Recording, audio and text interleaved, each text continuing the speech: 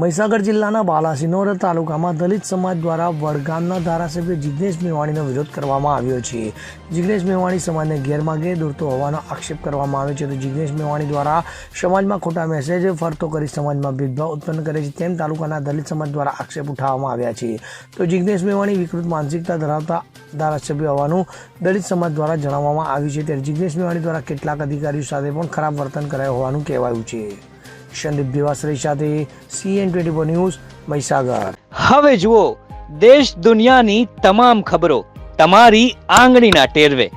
ઉઠાવો મોબાઈલ અને Google Play Store પરથી ડાઉનલોડ કરો અમારી CN24 ન્યૂઝ મોબાઈલ એપ.